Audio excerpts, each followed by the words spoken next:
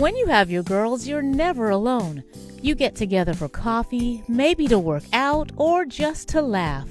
We created Hey Girl, just for you. Can't wait for you to join us. Hello and welcome to Hey Girl. I'm your girl, Kim with an E, and this is episode 53. Listen, if you are just joining us, you may have been joining for the last year. Yes, it's been a year that Hey Girl has been a safe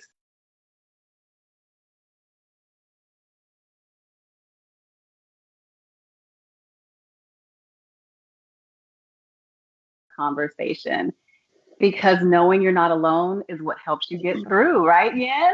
Exactly. That's exactly right. Hey, girl. That's why we're here. Hey, girl. So Yes, glad to have you yes. with us today. It's good to How be are here. you? I'm doing good. I'm doing really, really good. I Yes. know How you're about happy you? because your house is quiet. They're gone. Like, go away. Yes, yes. Enjoy. Just No, enjoy. yes. Enjoy Yeah, the no. quiet. I know how that is. Yeah, Yeah, yeah. that's No, fun. I don't need. everything's good. Awesome, awesome. So, how is everyone doing today? Those of you who are out there, let us know you're here. Are you home alone, enjoying some quiet time, or do you have a Yeah, house full of people? Welcome, welcome. Come on in. And when you come yeah. in the room, as Tabitha Brown says, go ahead and hit share. Hey, Ton, I see you. Everybody know Yeah, that this Ton is is the here place with us. to be. Hey, Mm-hmm. Tom. Hey, girl. Hey. Welcome, welcome. We are so glad everyone is joining us. We have a great show in store for you. And as I mentioned, we are still on a high because this is our celebratory month as we have come to one full year of being on the Yes, air. And it's yes. only because you all show up every week that we are able to do this. So thank you to all of you. Um, Absolutely. and I yeah, I would love to know why you have been watching or joining us every week, every other week. that is I really such would a good like to question. know. Yeah, Yeah, it's because a we good have some who email. come week after week. Faithfully, Yeah, yes, yes. And just to yeah, even help us out and just knowing why do you watch, do you if there's even a particular topic or right. something you'd love to hear more about, or maybe we haven't touched on something that you would want to, have a discussion on, put it in the Absolutely. comments. I think that would be really helpful, right? Absolutely. I mean, that's the whole Yeah, point. We've done a year and we've covered a lot of ground, but I know there's still a yeah, lot more to cover, but we really want to touch on the pain points and yes, whatever it is that we want to talk about or we want to see talked about, or what the yes, stories we want to hear. That's what we want to right, bring. So definitely tell us in the chat what you have enjoyed and what you still want to see or what you're looking for, hoping for in the coming right, months as we right. go on. And, I want to let you guys know that in celebration of this anniversary, we are doing a little giveaway. So go to justkim.net, and all you have to do is click on contact and shoot a little message. So whatever you're putting in the chat, you can just cut and paste that right into a message. And we're going to pull all those emails that we get and do a drawing at the end of the month. Actually, at the first of the month, we'll do it for Okay. during the roundtable on May 1st. Awesome. So And is it just one entry, Kim? Just one single entry, or could we have? multiple. So you can have multiple messages. Hi, how Yeah, are you? Like, hey, girl. just one time. One time. Okay, I don't know. I think one just one. is Okay, good. just Yeah, checking. Just checking. keep it fair. Yeah. Yes. Okay. You're so silly. I want to show off our cute little tote. This is one of the giveaways Um, that we will cute, um, some lucky winner will receive. And it's cute. a really great, I carry mine Seems around like a good everywhere. size. Yeah. Yeah, and it's nice, sturdy canvas. Got a little pocket on the inside, which I love. You can Cute. put other little things in. So yeah, Yeah. go ahead and send us a message, and we'll draw a name. Some lucky winner will get to have a cute little tote, and we'll do another. We'll do two drawings. So there's actually two opportunities to win. The other thing we have is our cute little note cards with some of the artwork as well. So yeah. Um, what else? So I mentioned that. Oh, So we'll do that on May 1st. The other thing that's happening this weekend, oh my goodness, how could I even forget? We have a really special guest gonna be that will be with us, not with us, but will be in town tomorrow. We want to make sure everyone knows about at the Oakwood University Church. Crystal Evans Hurst will be our special guest. Women's Ministries is doing an empowerment weekend. It's so perfect. It segues perfectly with Hey Girl this month Yeah. since we're doing women in Yeah. ministry. It's true. Yeah, it's perfect. So I can't wait to ask our guest if she knows Crystal or is familiar with her as well. But what I'm going to do is actually let our producer run the promo, which will tell you more about what's going on this weekend. Awesome.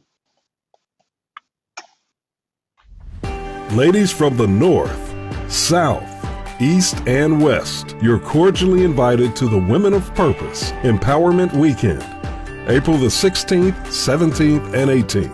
This will be an in-person and virtual event, giving women the power to be the women of purpose God has called them to be.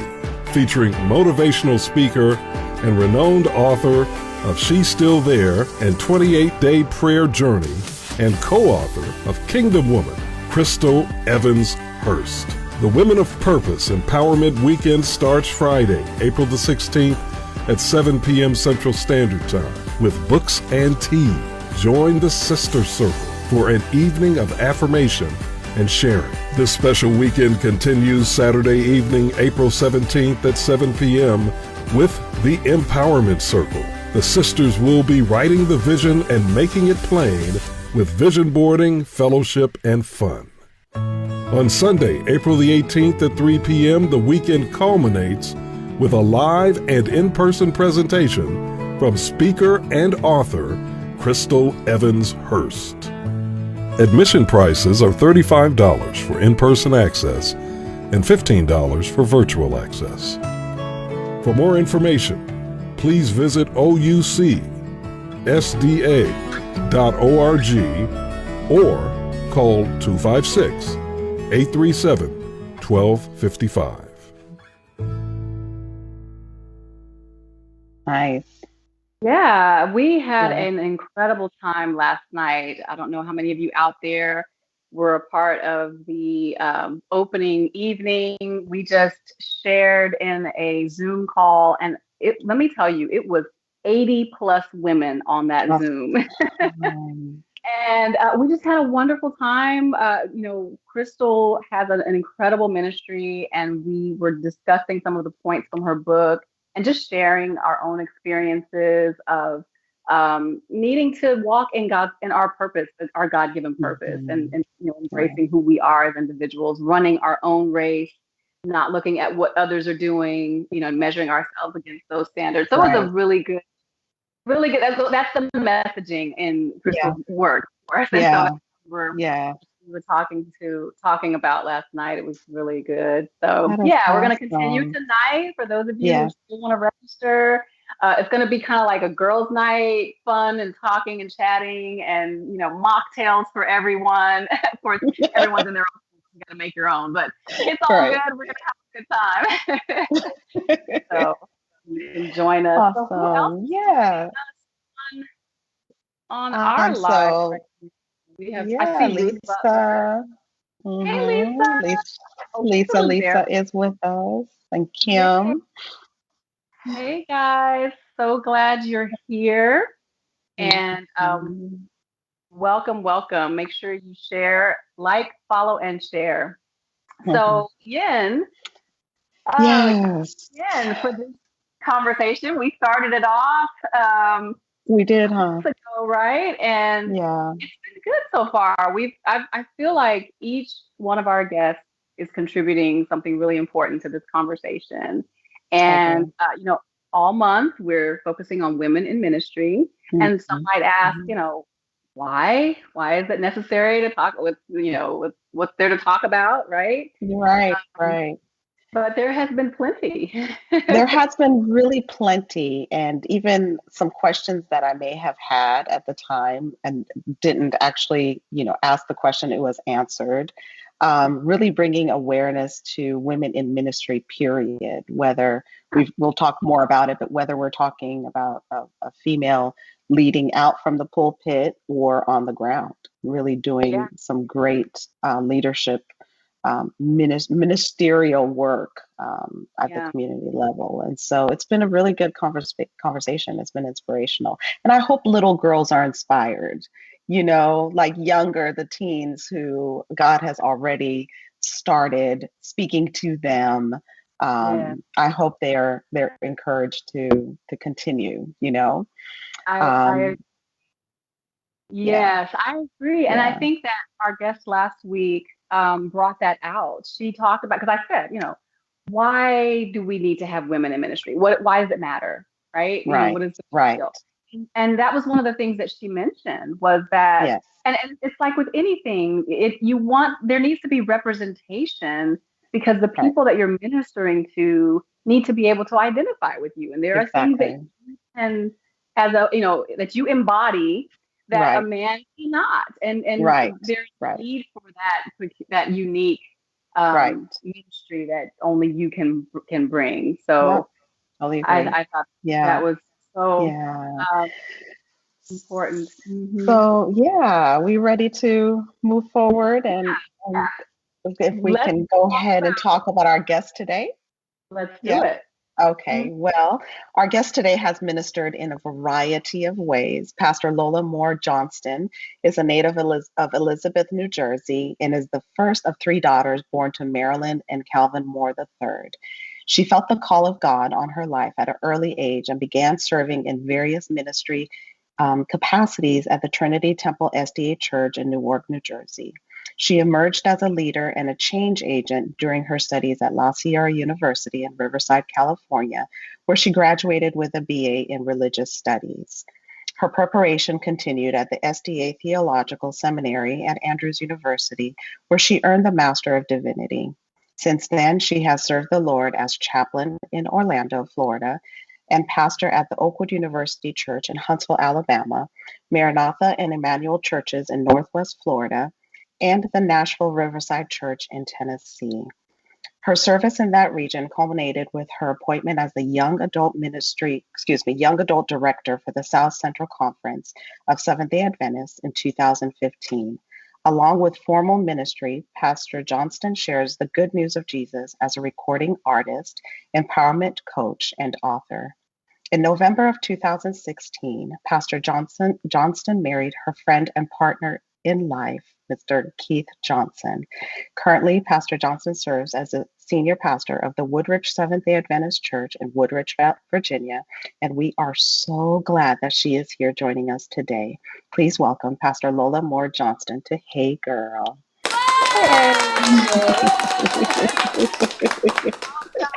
Welcome. Hey girl. Hey Lola. Hey. We are so excited to have you today. Yes, it's such a pleasure. And happy birthday to you. Yes, happy birthday. I love it.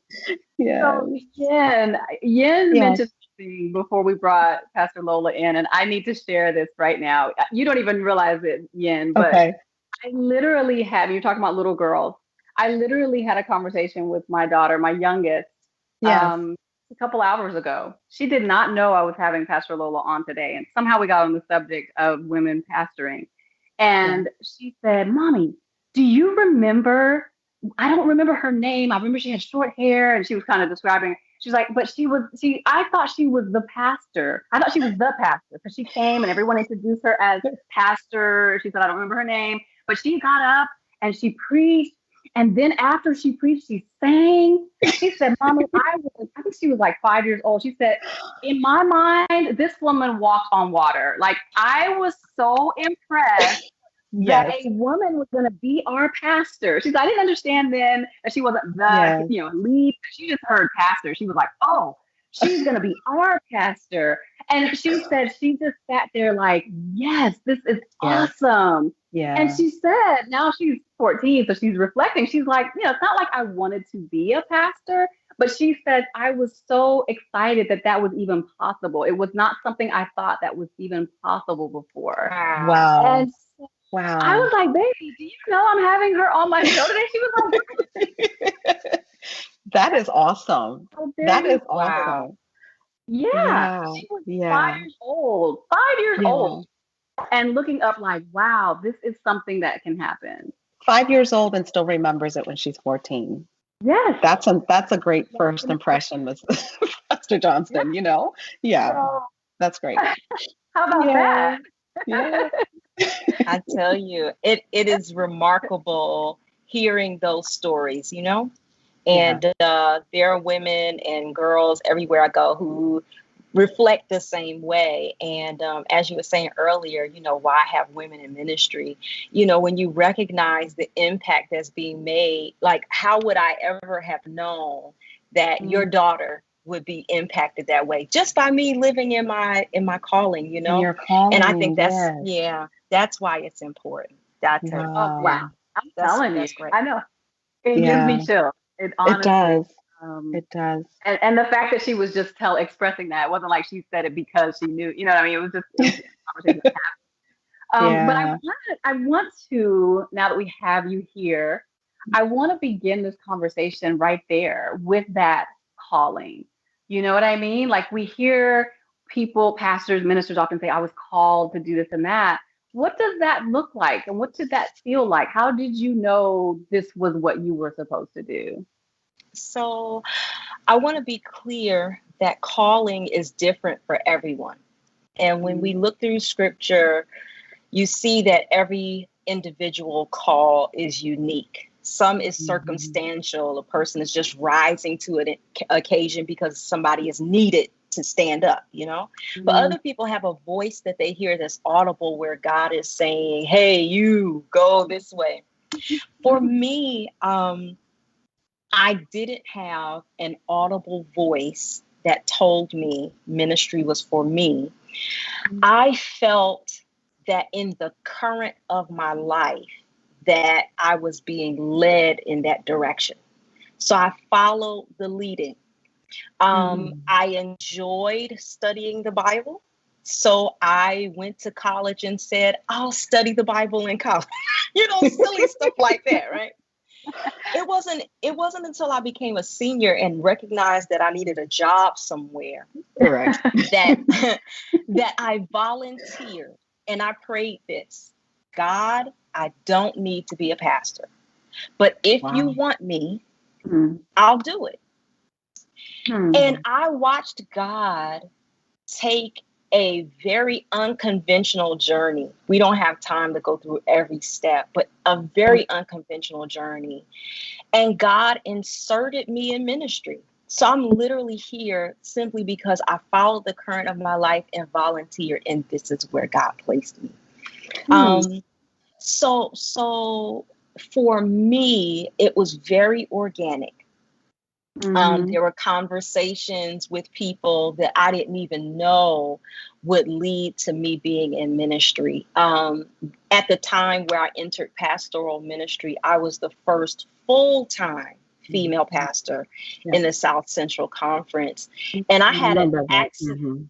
I had an Mhm. accidental interview with the president that was for something completely different. I mean, I was not there for a job. And Wow. Wow. in that conversation for something completely different, the Mhm. door opened.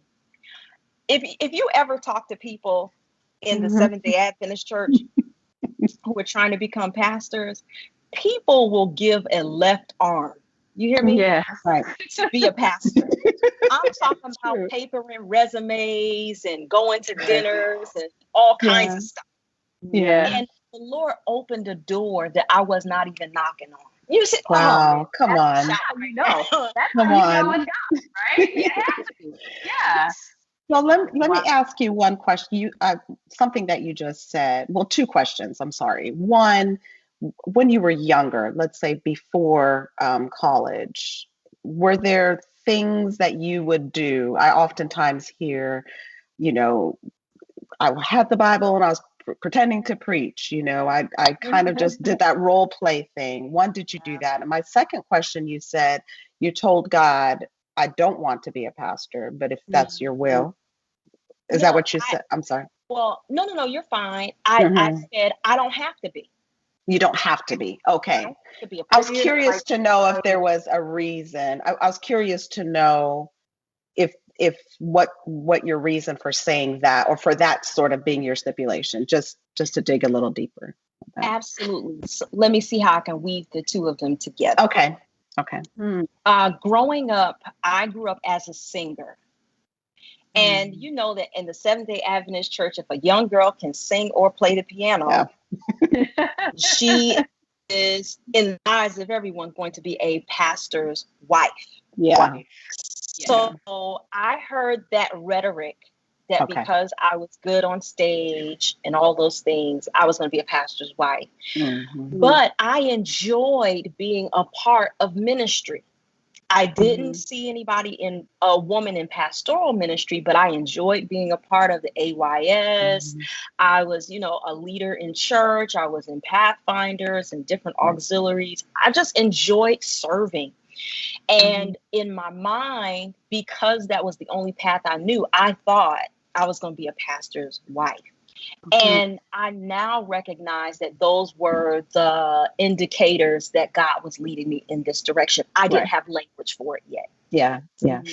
So for undergrad, I went to a Seventh-day Adventist institution called La Sierra University in Southern California. And at that time, the discussion around women in ministry was raging. At that time, they were just pushing women into ministry in order to prove that women could do it,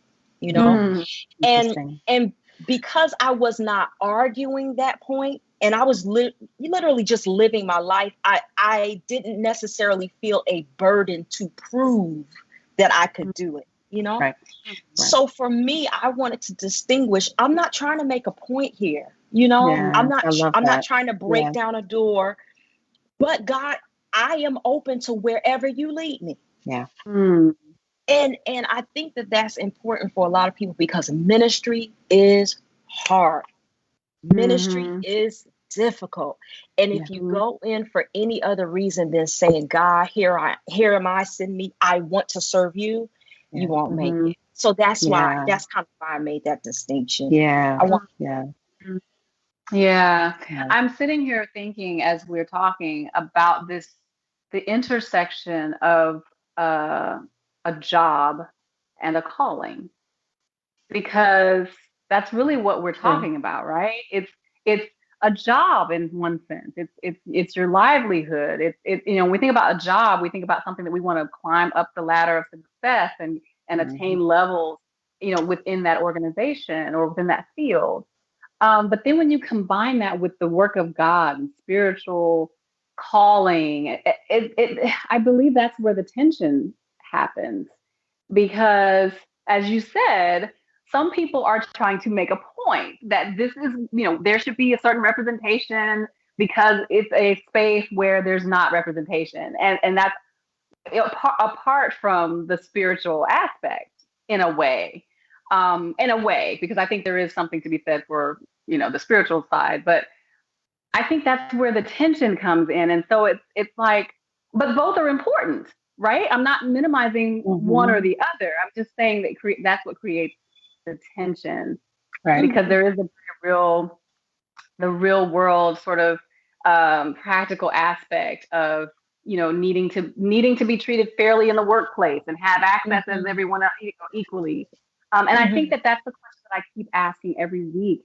Are we, as a Christian church, as an Adventist church, whatever, are we kind of spiritualizing sexism, like giving ourselves permission to discriminate by using the word of God and saying, no, a woman's place is in the home. A woman's place is as the wife of the pastor. Yeah, let's talk about it. I mean, can I say something racy? Please. Is that okay? And hey, girl? Yes. Hey, girl, the space to do it. Safe space. The concept of a housewife does not occur in Scripture. Yeah. Okay, talk about it. If you go through Scripture, you see that Rachel, when we meet her, she is a shepherd. Yeah. Right? Yeah. Right. Right. I mean, you see Esther. Esther's a queen. Oh man, you see Lydia. Lydia is an entrepreneur. Right. The woman of Proverbs 31 Proverbs is an 31. 31. entrepreneur. Right. Right. Right. She does it all. You're absolutely right. Yeah.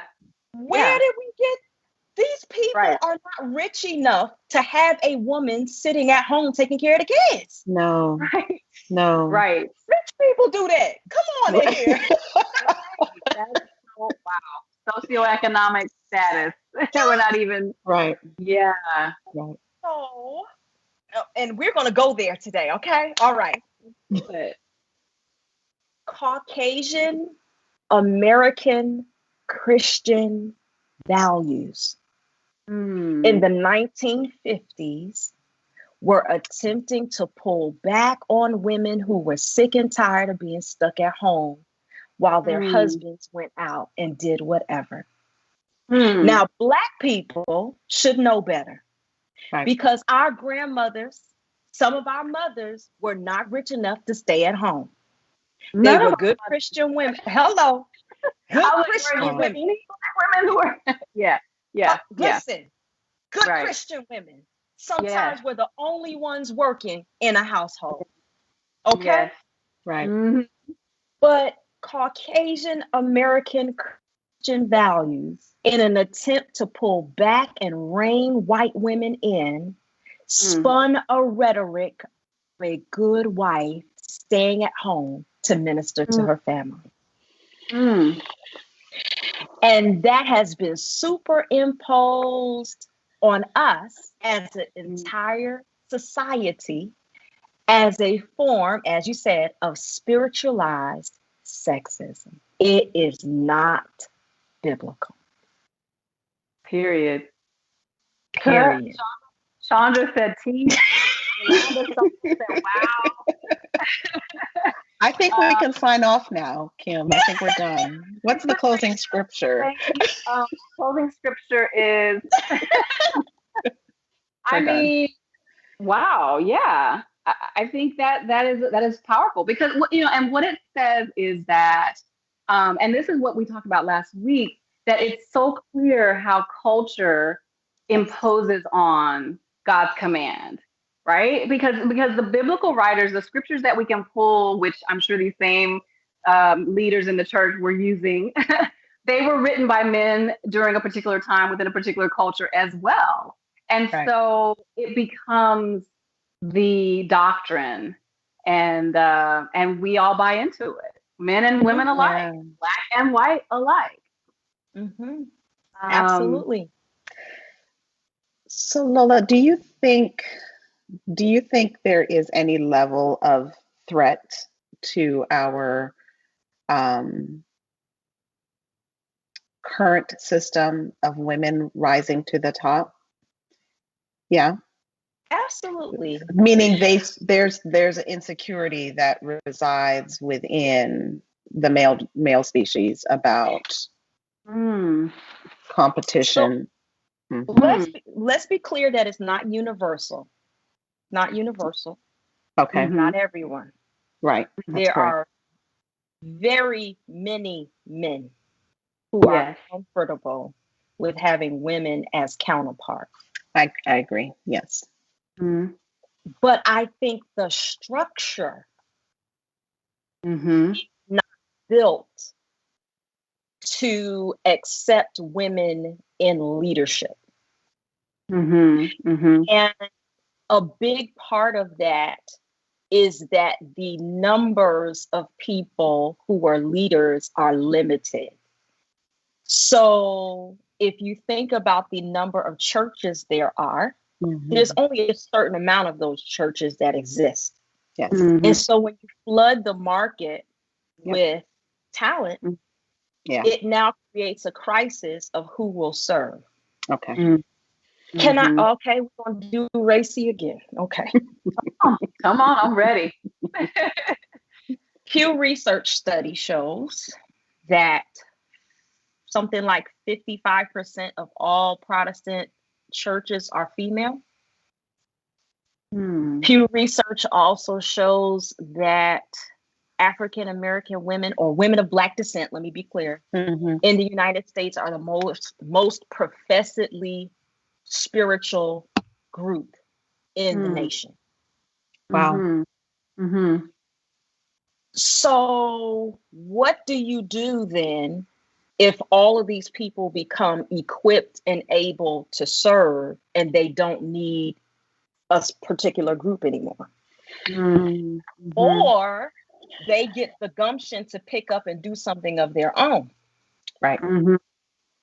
So there is some manipulation there. Mm-hmm. That keeps people in line in order for a system to continue to run as it has been running, so that a particular group of people stay in power. Yeah. You know, it's so crazy. Ruth Butler says, "Speak the truth." Yolanda says, "Mic drop moment again." Uh, but what's crazy about this is what you're saying sounds so much like what we know about the way our country is run and how the system is in place to work for some and not others. And so Absolutely. we think that because it's the church, it's going to be different, but it's the same type of setup. In spite of the fact that we are followers of Christ, we are also human, and we're setting up systems in the ways that humans do to privilege some and not others. That's what I'm hearing you say. Yeah. And to come, oh Lord, oh y'all gonna get me fired up. to commoditize some. Mm-hmm. Yeah. You know, I've been doing some studies about how the United States has developed a working class. Mm-hmm. Because a working class is really something that is new, right? Mm-hmm. If you look at a documentary called The Men Who Made America, they developed a working class to benefit capitalists. Yeah. And so they developed, oh Lord, a school system to keep Yeah. children in school for 8 hours so that they would be trained to work 8-hour days. Wow. Because we all know it don't take 8 hours to educate It your kids, doesn't. right? No, So it doesn't. they're being trained for 12 years to go to an 8-hour job in Yeah. order to continue in the system. And it's the same way that the church has been designed humanly, so Right. small c, in Yeah. order to train people to feed in and to keep the system going. Yeah, I was gonna say, I remember, I feel like I've heard this before with the whole education thing. It was like built on the manufacturing like system or model where you have, yeah, Correct. the industry, where you have, so like this, even to the point of the structure of the classroom with the rows, children sitting in rows and the teacher up front. It's just this whole sort of, Assembly yeah, line. Yeah. yes, Assembly. Right. the whole assembly line kind of Mm-hmm. format of instruction.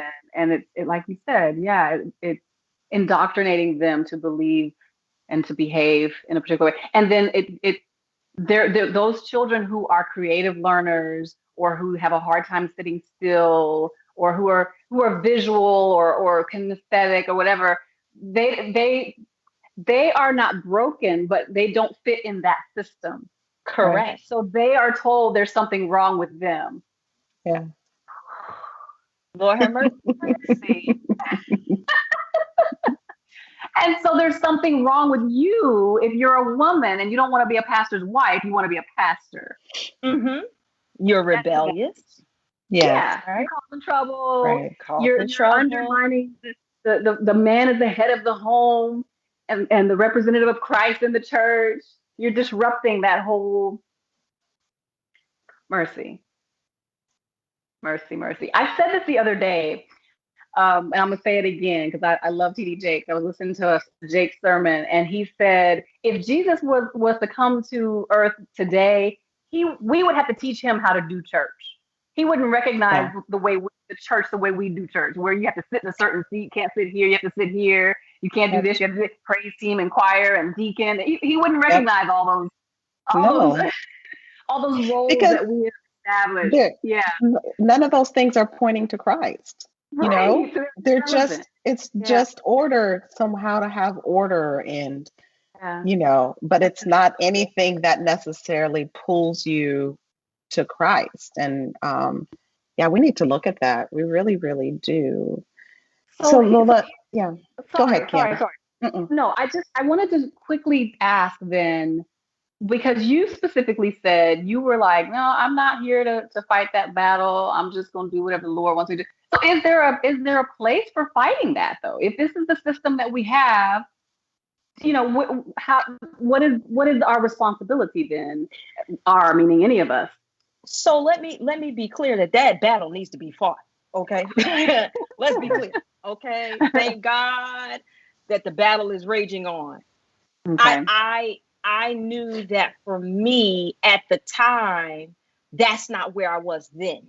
You know, but I it's unfortunate that there are places where God is calling us and people believe they're being led by the Lord to keep us out of them.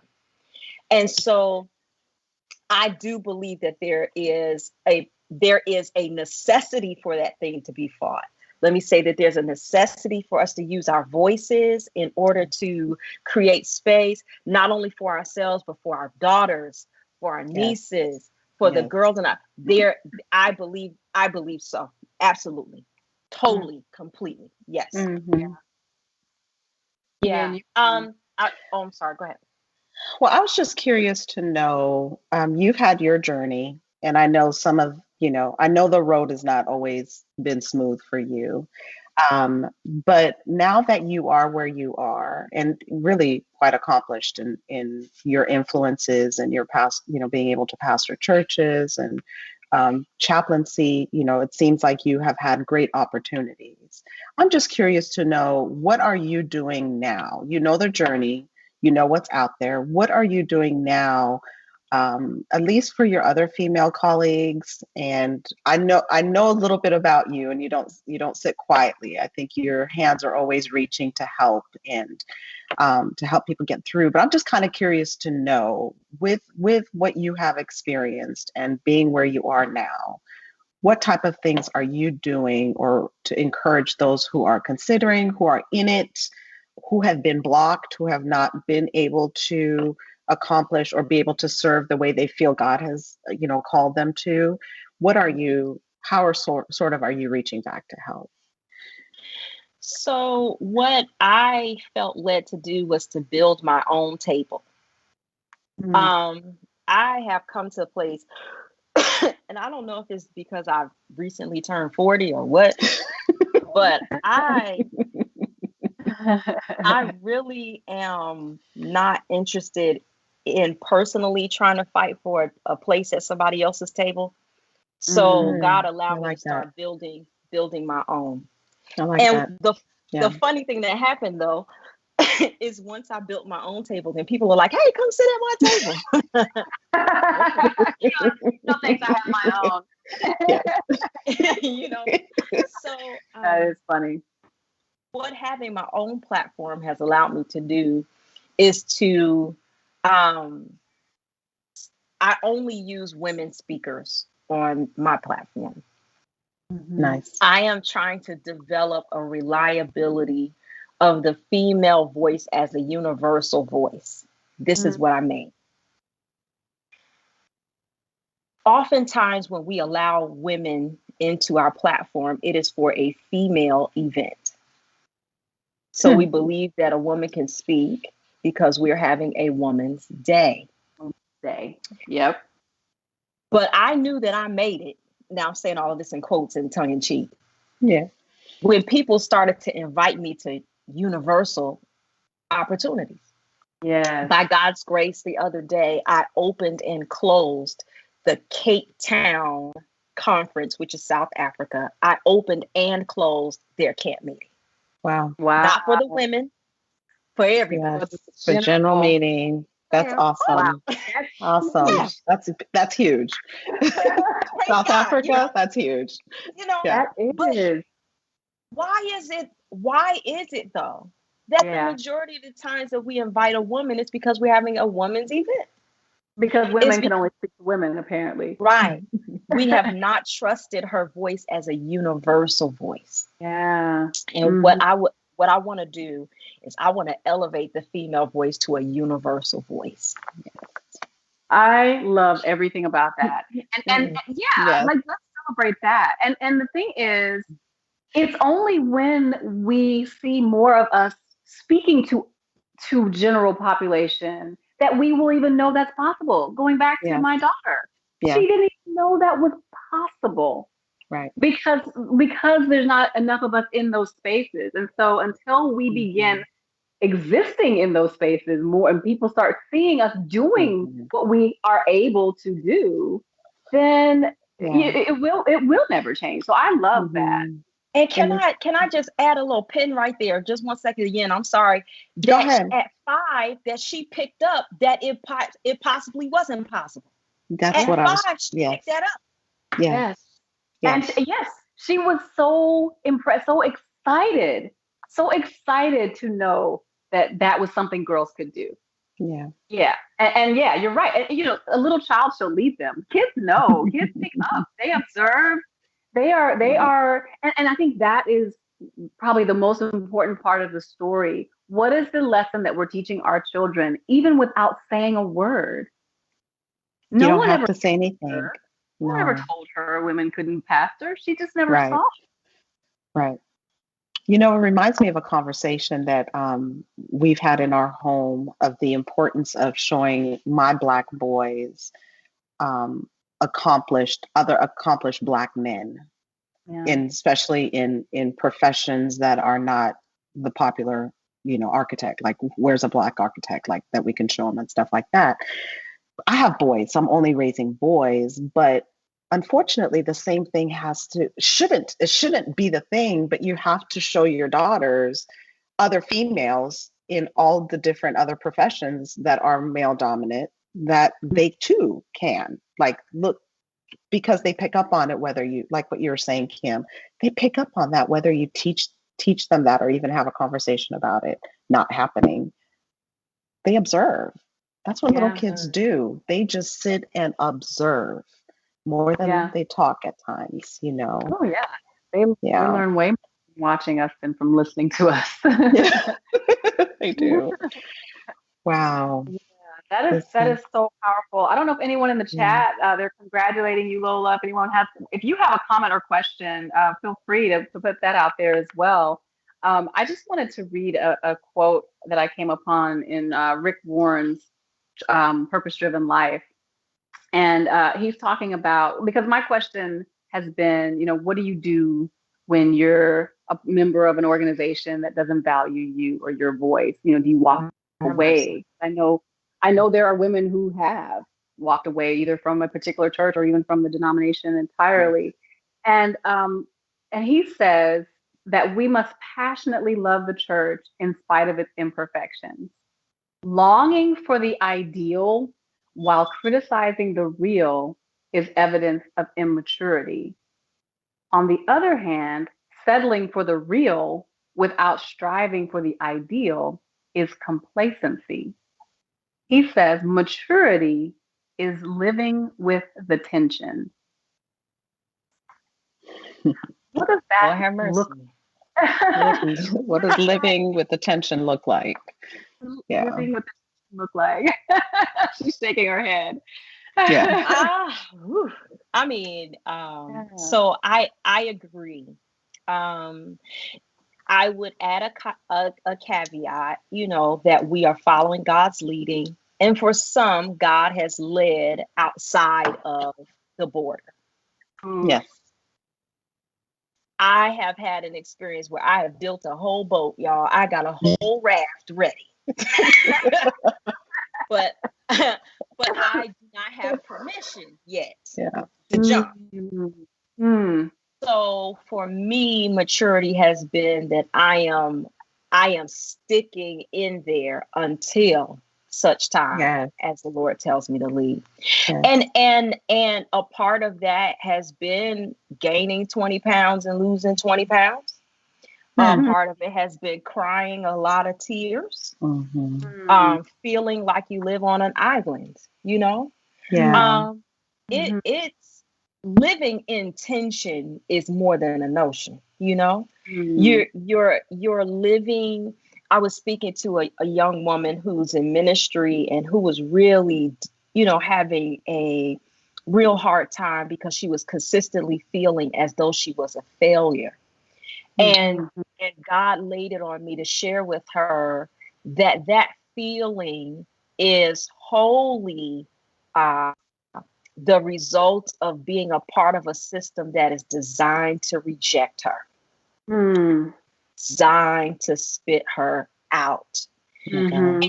And so, ladies, if you have a woman in ministry in your church, take care of her, because she is fighting some major battles. And there are some things that have been said to me.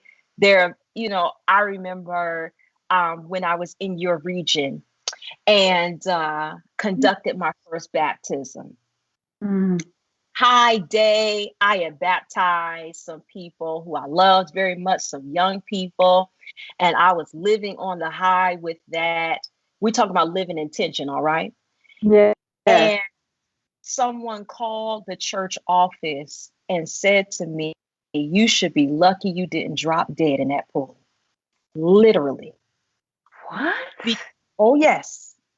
They believed that I should have been struck down in the pool for baptizing someone into the church. Living in tension is difficult. And so I want to be clear that a person who makes a decision or who crumples under the weight of that tension is someone who still deserves our respect and love, because that weight is no joke, y'all. It's no joke. And I have been hospitalized. I have, had several counselors. I have, because you're dealing with consistent rejection from people who you love, people you want to accept you. You come to a church, you want the people to love you. Right. But people have been programmed to believe that what you are doing is anathema. So it's more than a notion, ladies, to live in that tension. So those who are living in that tension as a woman in ministry, they need and deserve our prayers consistently.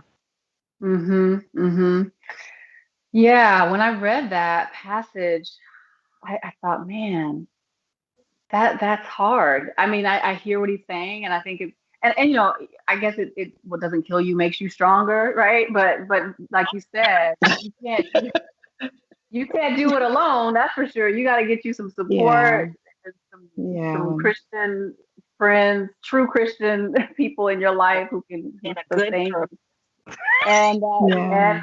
Yes, indeed. And I'm glad you shared what you just did about your own experience, because I'm sure many people look at you. You're beautiful. Your smile. I've never seen you without a smile. You just seem like you're all put together and always have the right words to say. And I don't know that people appreciate what goes on behind the scenes, or what struggles or burdens people have who are in leadership and out front, particularly when they project so well. But I think it's important for everyone to understand that, and particularly for a woman in your position, there's that unique challenge because you're a woman. And I think that's what Lola said in the beginning, is ministry in itself is difficult. Right. Ministry period is difficult. But then you have the layer of being a female in leadership in ministry. And I think I really, really love that you are reminding us that when we do have a female leader in our presence, in our circle, whether it's in church or just even with friends, just being friends, that because they're just great at it doesn't mean that everything is okay. I think that's the misconception, is when you're so great and we can see God use you in awesome ways, we just assume everything is great. And that's not fair. And we have to do better. We really have to do better. Yeah. Yeah, not take that for granted. Kim Mm-mm. Jacobs says working in a male dominant environment can be very hard, not for the weak, and you need tough skin. Mhm. Yeah. Yeah. Indeed. That's real. Well, I love that I love the idea of making your own table rather than Yes. waiting for someone to ask you to invite you to theirs. So in the time that we have left, which I always look up and go, oh my gosh, we're almost out of time. I would Yeah. love for you to share some of the things that you're doing outside of. So you're pastoring a church. I mean, look at God. I love that. And you're the head. You're the pastor. So my daughter was like, I found out later that she wasn't the pastor. She was a pastor, but right now you are the pastor. Am I right? I am the And pastor. I have one quick thing to say, Kim. Yes. Mr. Keith Johnston has said, "Let it be known, I love my pastor." Oh, He loves you, Lola. I love it, Keith. The way to support your pastor. I love it. Yes, I love he said he it. loves her. Okay, my apologies. I didn't want that to be missed. Oh yeah, Bless we you, Lord have cannot miss that. mercy. Absolutely. Yes, yes. She found Let's herself. wrap. I love it. Let's wrap up so she Yes. can get Wrap on it up. back to Let's go. ministering. Let's go. Amen. So, Yeah. aside from being the pastor of the Woodbridge Seventh Day Adventist Church, is that correct? What else? What else are you doing? Well, God has blessed me. I'm a two-time author now. One Uh, book is the Gospels Challenge. And then the second one is a Bible study series that I was blessed to do with the North American Division of Seventh day Adventists, Oh, which is wow. called Pursued, which is both a book and a Bible study. Available at every ABC store. Amen. oh, Um, do it, girl. So, real quick, can you tell us what the Gospels Challenge is about? Like, what's the premise of that book? Sure. So it's a 30-day walk through the New Testament, or through the Gospels, the four Gospels. So I was doing a series online over 30 days, just taking people through the four Gospels, and we turned it into a book. So it's a devotional that you can do by yourself or with a group in 30 days. Okay. Awesome. So you're Yes. not just talking about the women in the Bible. I'm just No. carry on. I would just assume that would be your focus, but Yeah. no. I'm kidding. Carry on. And what else? So what else? Sure. And then God gave me a concept called Bloom. I actually began it in 2015 as a women's conference in the South Central Conference, and was able to expand that. So now it's a semi-annual conference that I do for women. Bloom stands for Boldly Living Out Overflowing Magnificence. We help women to overcome self-doubt and to live in their unique brilliance. And so we're really excited about that. And that's the platform where I get to be creative and invite women from all different areas of expertise to come and share their stories to actually empower women to walk in their own brilliance. So I'm really excited about that. So those are some of the things that I do. Awesome. Awesome. I'm so excited for what you're doing. I remember when you did the Bloom conference, I popped in and enjoyed Mhm. some of that. And I hadn't realized that it was like it became a thing after the Yeah. conference. So that is really exciting. I love the idea. I thought it was so clever what you did there. And I'm particularly happy for what you're doing to support women because, that's what this is all about. We have to take full advantage of the blessings and gifts that have been given to so many and create spaces for them to have the opportunity to share and I Yeah. think that's so fantastic that you're doing that. Praise God. It's been fun. I know, I'm sure it has. Well, I have been just blessed by having you here. I know, Yin, I'm sure Mhm. you agree. I This is am. such a good I'm so happy conversation. right now. Yes. Yeah. So if I have family who lives up in Virginia. Whenever this COVID thing is over, I hope to come up and visit Oh, very that'll be soon. great. It'll be great to have you. Absolutely. Indeed, I look forward to it. Well, we're going to say goodbye for now. God bless you and your ministry. I pray your continued success. And I thank you again Yes. for being with us today. Thank you. It's been Absolutely. good to Thank be you. here. Thank Take you. care, lady. Thank you. You too. Wow. I've always been impressed by her. I've Oh, always yeah. felt that she's really, just like I said, so poised and put together. And I just think that what she shared today was really appropriate and Absolutely. very, it gives you some things to think about, right? Like the Mm-hmm. church Insight. within, as Yeah. a system in the same way Yes. that other systems that we are familiar with operate. Right. Right.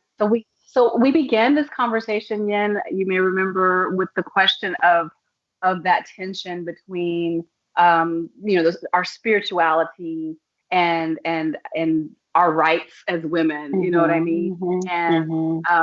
I feel like we're seeing how to separate those two. That Absolutely. I agree. spiritualized sexism is Yeah. not okay after all. It Yeah. is not God's will after Right. all. Right. Yeah. Right. So our scripture Yeah. for today says that in the last days, God says, I will pour out my spirit on all people.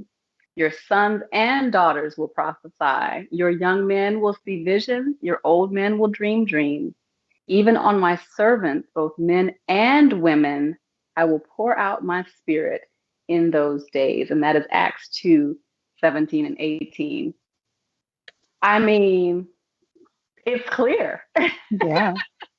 His spirit resides in all of us. All of us. All of Not us. doesn't matter our age, our No. race, our gender. No. Yes. It was man who was doing that Yeah. separation. Yeah.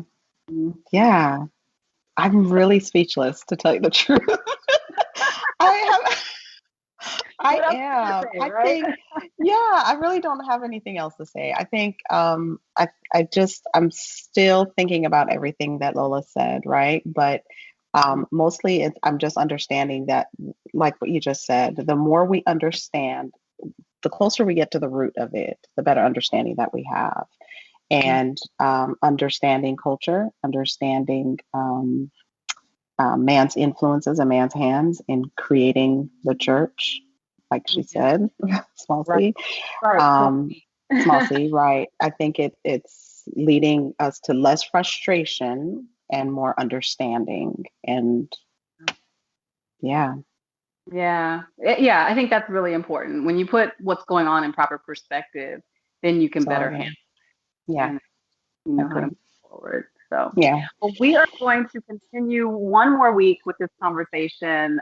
Next week, we have Dr. Lynn Brinkley, who is representing the Baptist Church, and she has a wealth of experience that she's going to bring to this conversation. She's a professor and a preacher, so I'm Okay. super excited to talk to her and get her input on this.